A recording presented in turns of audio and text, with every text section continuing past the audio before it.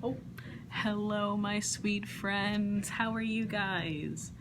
My name's Denise, and I'm here to tell you a bedtime story. I'm really excited to share this next story with you guys. It's called The Snatchabook. And this is about a little snatchabook who likes to take books. But you'll find out the reason why. So go ahead, go grab your stuffed animals. I got mine right here. I'm gonna give him a big old hug.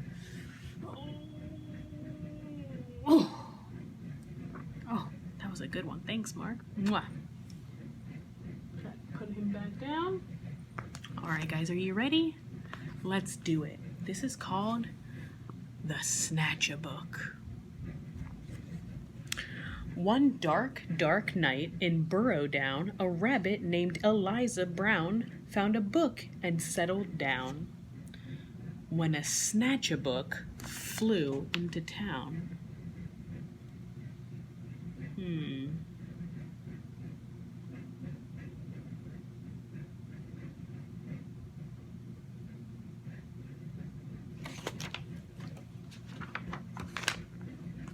In every house and every bed, a bedtime book was being read.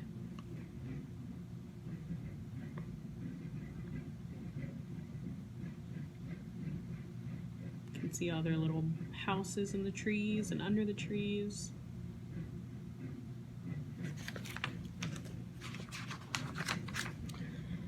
Tales of dragons spitting flames, witches playing spooky games, pirates on the seven seas, princesses trying to sleep on peas, and every child in every bed listened hard to each word said.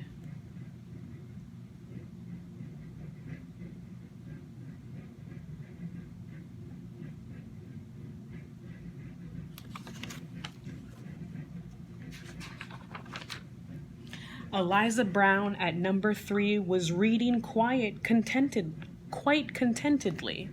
Her curtains opened just a chink. She barely had a chance to blink. Her storybook just disappeared. Eliza found that very weird.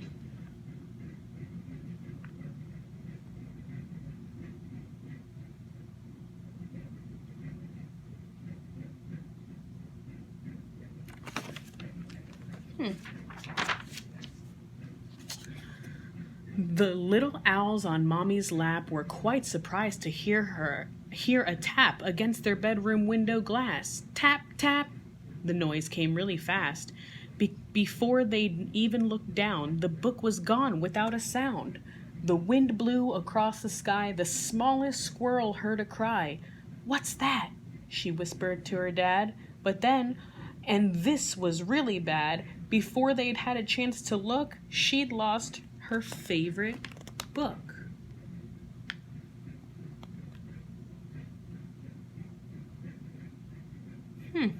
All these books are getting taken. I wonder what's going on.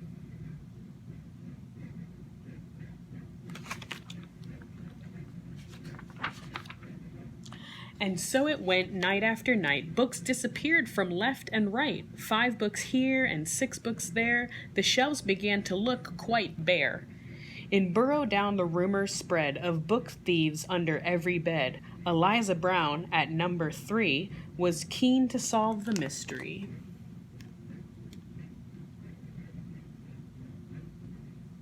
Everyone's trying to figure out what happened to all these books.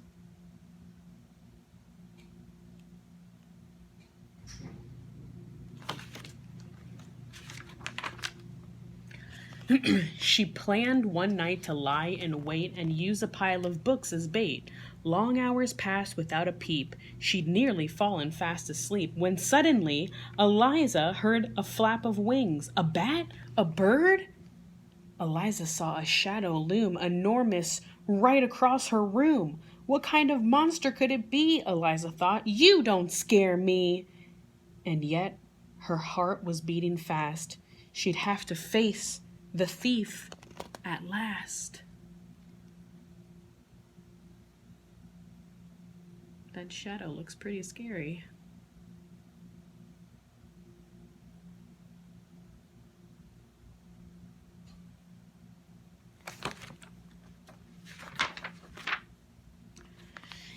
She threw the window open wide and shouted to the thing outside, "Stop stealing all our books right now! Just give them back. I don't care how."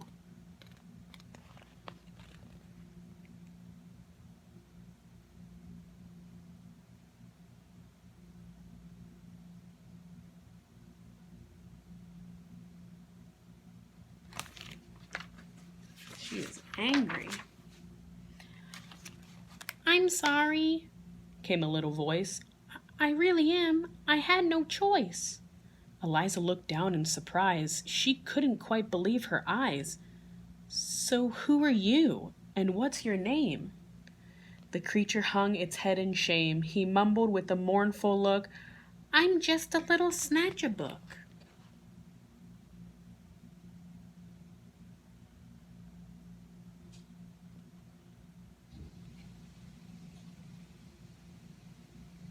Poor little guy.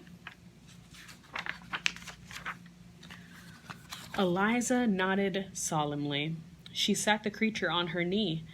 "You can't just come and help yourself to every book on every shelf."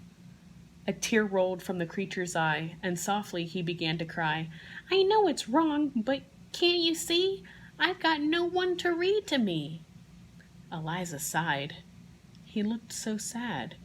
If he just had a mom or dad to read him stories every night, well then he might behave all right.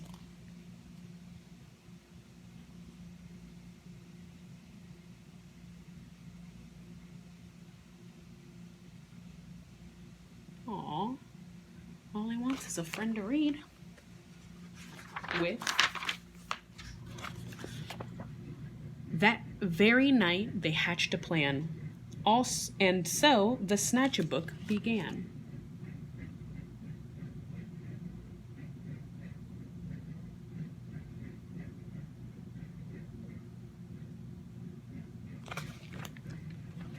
Let's see what their plan is. To give back all the books he'd picked, Eliza Brown was very strict.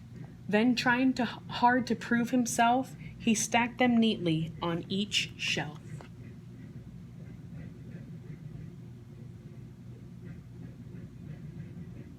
He's giving back all the books. Good, snatch him out. Snatch a book. And when he'd made his full amends, Eliza called on all her friends and told them how he'd worked all night to turn a wrong into a right.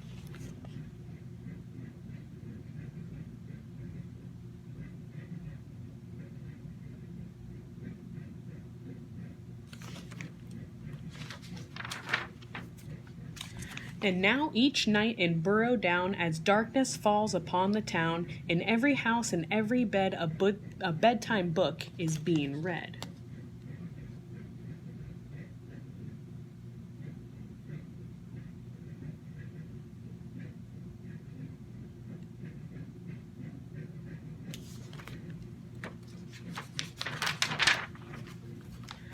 And if you take a closer look, you might just see the Snatchabook perched happily on someone's bed, listening hard to each word being read.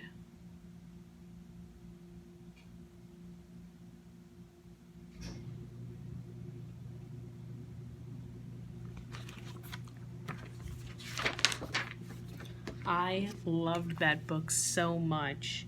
That little Snatchabook just wanted someone to read to him, just like I read to you guys. I think it's so much fun reading to you guys, and whenever I have my nieces over, I love reading to them too, and it's just a great time reading books. But I'll let you guys go off to bed, and I hope you guys have a great rest of your night. I'm gonna give Mark one more big hug.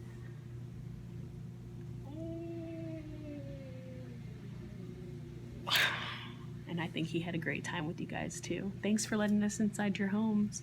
Talk to you later. Bye, guys.